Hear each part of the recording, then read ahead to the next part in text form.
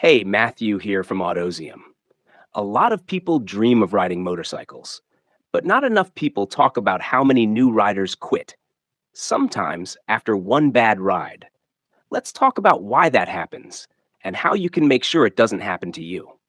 Because this isn't just about staying on two wheels, it's about sticking with the thing you wanted to do, even when it gets tough.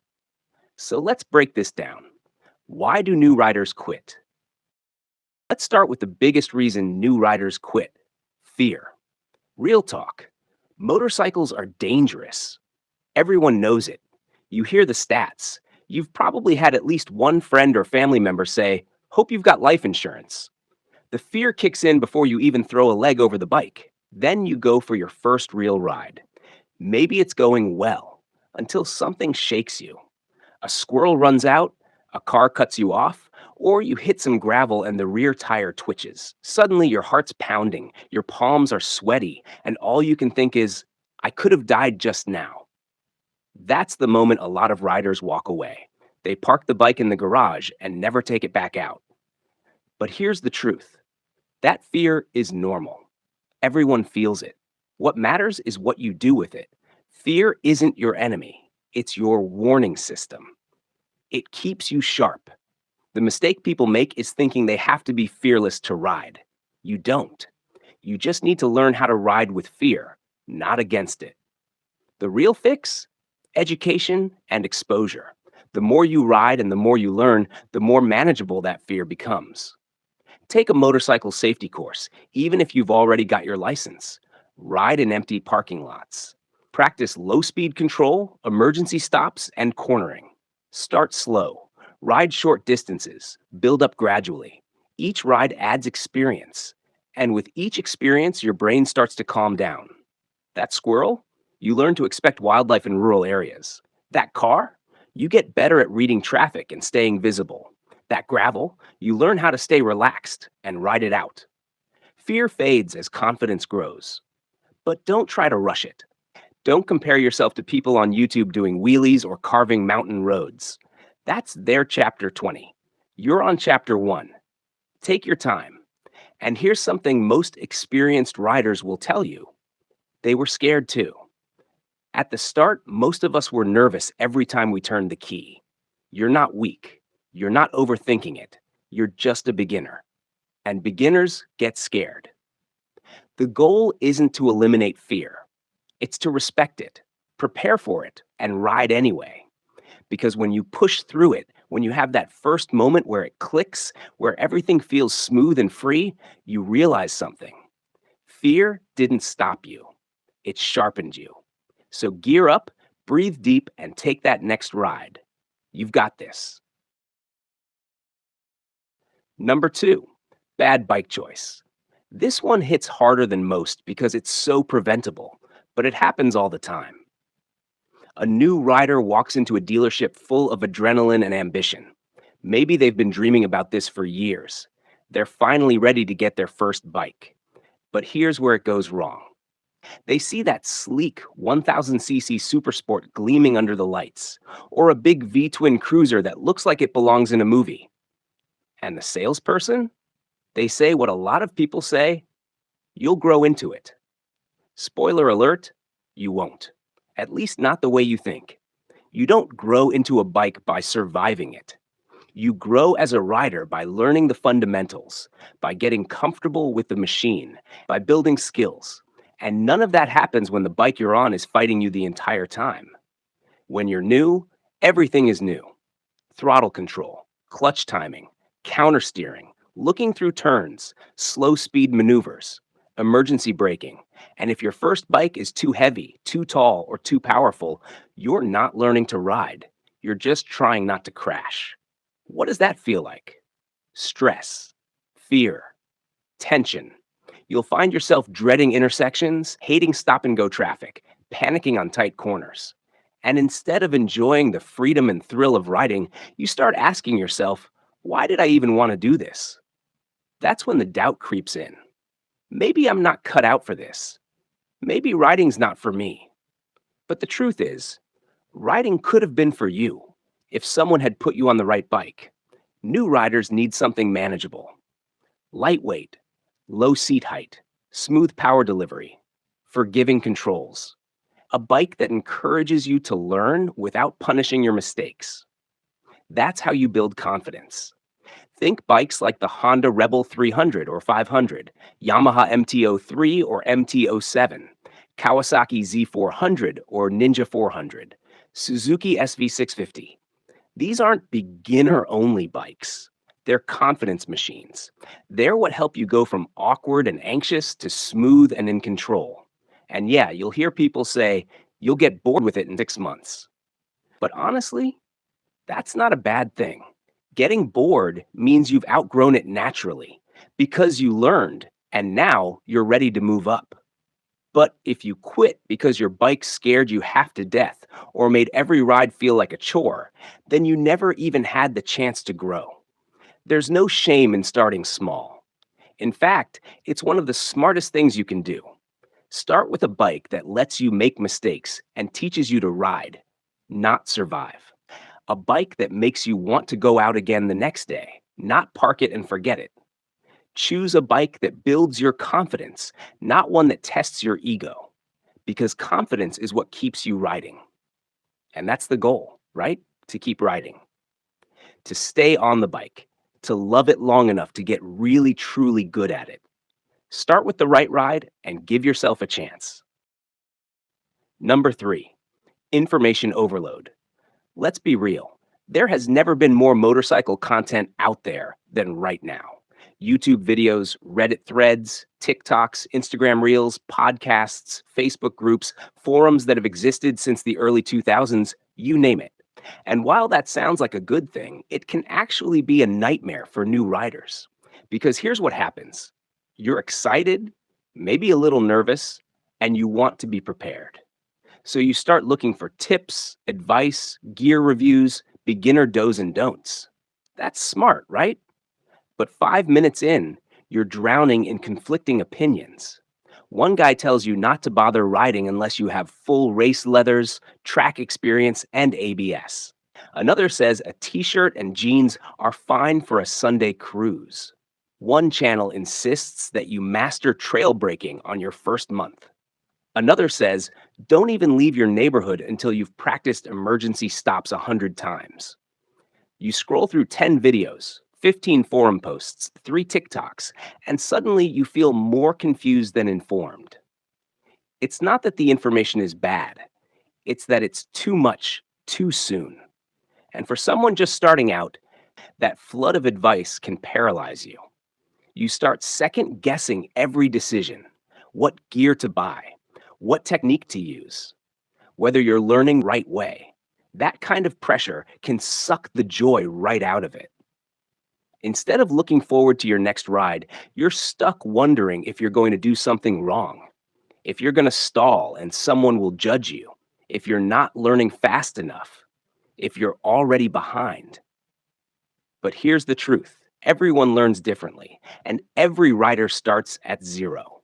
There's no single correct path to becoming a good rider. There's just consistent practice, self awareness, and time in the saddle. So here's the fix: simplify. Find a few voices you trust, people who are experienced, practical, and honest, not just flashy. Stick with them, listen, learn, but more importantly, get out and ride. Because what you learn on the road, how your bike feels under you, how you react to a sudden curve, how you stay calm when traffic gets dense, that's the stuff that sticks. That's the stuff that matters. And don't be afraid to make mistakes. You're supposed to. Everyone stalls. Everyone misses a turn signal. Everyone grabs too much brake once or twice. What separates longtime riders from those who quit isn't perfection, it's persistence. Don't waste your early rides trying to memorize every tip and trick. Focus on building comfort. Build muscle memory. Learn how your own body and brain respond to the ride. You've got years to get technical. Right now, just ride. Block out the noise. Don't compare your chapter 1 to someone else's chapter 10. Take it one ride at a time. Ride, reflect, learn, repeat. That's how real progress happens. You don't need all the information. You just need the right experience. And that only comes from doing the thing, over and over until it feels like second nature. So take a breath, tune out the overload, and get back to what matters most, the ride. Number four, lack of community. This one sneaks up on a lot of new riders. You get the bike, you learn the basics, you're excited, and then it kind of hits you. You're doing this alone. You might not know anyone else who rides. Your friends don't get it. Your family might think it's just a phase, or worse, they're against it altogether.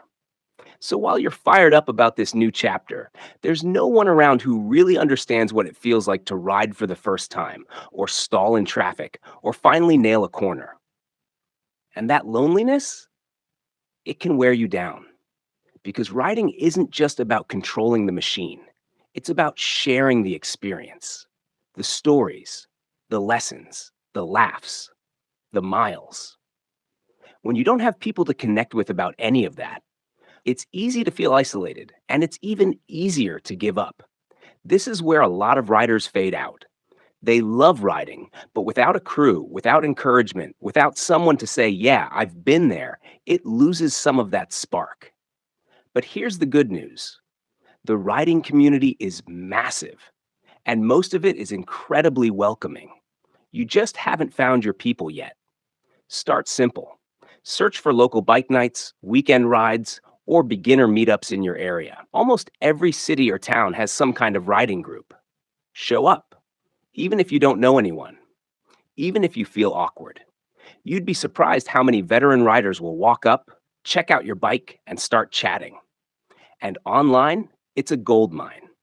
There are Facebook groups, Discord servers, Reddit threads, and full blown communities built just for new riders. Ask questions, share your experience, post a pic of your first bike. You'll be amazed how fast other riders rally around you. The key is, don't wait to feel like a real rider before you join the community. You already are one. Everyone starts somewhere. Every single experienced rider you'll meet has been in your shoes, nervous, excited, a little unsure. Most of them remember what it felt like to be the new guy or girl, and a lot of them are more than happy to pay it forward. That community becomes your safety net. They'll catch you when you make mistakes. They'll push you when you doubt yourself. And yeah, they'll definitely roast you if you show up to a group ride in shorts and flip flops. But that's love in this world. Riding doesn't have to be a solo thing. In fact, it shouldn't be. Some of the best parts of this lifestyle are the friendships that come with it, the spontaneous group rides, the late night wrench sessions, the road trip plans that start with, what if we just went? So if you're feeling alone right now, don't give up. You're not an outsider. You just haven't found your riding family yet. And trust me, they're out there. Number five, impatience. We live in an instant gratification world. We want skills now, confidence now, mastery now. But riding doesn't work like that. Your first week, you might stall a dozen times. Your first month, you might still be awkward with turns. That's normal. But a lot of people can't take it. They compare themselves to others. They watch videos of guys doing wheelies and carving mountain roads and think, I'm never going to get there. And maybe not. But maybe you don't need to. Maybe you just need to enjoy your ride. Riding is a journey, not a checklist, not a contest. If you can't enjoy the learning curve, you're going to miss the best part. Ride at your pace, set small goals, celebrate them, and remind yourself no one becomes a great rider overnight. We all sucked at first. Number six, bad first experience. This one breaks my heart. Some people quit because their first ride was awful. Maybe they dropped the bike. Maybe they panicked in traffic. Maybe a driver cut them off and they froze. Whatever it was, it left a scar. So now every time they think about riding, that memory pops up like a warning light. Danger, embarrassment, shame. But listen, bad rides happen to everyone. The difference between those who keep going and those who quit isn't what happened, it's how they responded. You're allowed to be shaken. You're allowed to feel defeated, but you're also allowed to get back on. Treat every ride like a lesson, not a test. You didn't fail. You just learned something the hard way. Now you know better. Let's take a breath here. If you've ever felt one of these things, fear, doubt, frustration, you're not weak. You're normal. This is part of the process. This is how riders are made. Because here's the truth no one tells you: riding isn't about being fearless, it's about being brave anyway. It's about showing up even when it's hard, even when your hands shake, even when your confidence is low. It's about fighting through the voice that says, you're not cut out for this. Because that voice, it's lying to you. You are cut out for this. You just need time and patience and the willingness to learn the ride, not just the bike. So, how do you avoid quitting? Let me show you. Start by redefining success. Don't measure your progress by other riders. Don't chase speed or image. Chase comfort, control, consistency. If you rode today and felt slightly better than yesterday, you're winning. If you dropped your bike, picked it up, and kept riding, you're a rider. If you sat on your bike and thought, this is terrifying and amazing, you're doing it right. Don't let perfection ruin the joy of progress. Ride for you, not for Instagram, not for strangers, not for anyone else's definition of cool. Because the moment riding becomes about proving something, you lose the magic. And that's what'll keep you on the road: the magic. That first ride where you hit a corner just right. That morning ride before the world wakes up. That feeling when the wind catches your jacket and you feel like you're flying. That's the stuff that makes all the stalling, sweating, second guessing worth it. That's why you don't quit. Because once you feel it, really feel it, you'll wonder how you ever lived without it. Let's keep going. You want to avoid quitting? Connect with your purpose. Why did you want to ride in the first place? Was it freedom, adventure, healing, a sense of control? Whatever it is, hold on to it. Write it down. Say it out loud. Let it drive you forward on the days when your doubt is louder than your engine. Remember that every rider has moments of questioning, moments where we wonder if it's worth it, and it is. But only if you push through those moments. Keep riding, keep learning, keep falling in love with the road. You're not just learning how to ride a motorcycle, you're learning how to show up for yourself. And that, more than anything, is why you'll make it. I'm Matthew from Autosium. Ride safe, ride smart, ride free, and I'll see you out there.